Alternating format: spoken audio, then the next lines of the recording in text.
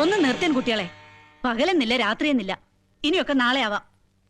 ഒന്നും കളിക്കാൻ സമ്മതിക്കില്ല. ഇവറ്റകളെ കൊണ്ട് തോറ്റു. ശാന്താര, നിങ്ങൾ വേഗം വീട്ടിലേക്ക് ചെല്ല്. മാലയ്ക്ക് എടുക്കാനുള്ള എന്താന്ന് വെച്ചാ എടുത്തോളാൻ പറ. ഞങ്ങള് ദേ വരിയായി.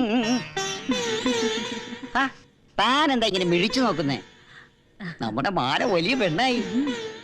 വയറുവേദന നിറഞ്ഞേ ഞാൻ ചെന്ന് നോക്കിയപ്പോഴേ കാര്യം പറഞ്ഞത്.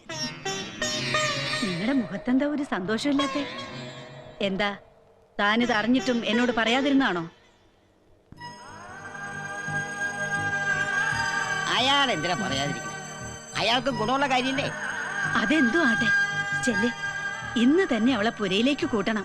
വെറുതെ ഒന്നുമല്ല, രാജകുമാരിയെ പോലെ അണിയിച്ചൊരുക്കി വില്ലുവണ്ടിയെ കയറ്റി കൊണ്ടുവരും ഞാൻ. ചെല്ല്, വേഗം ആവട്ടെ.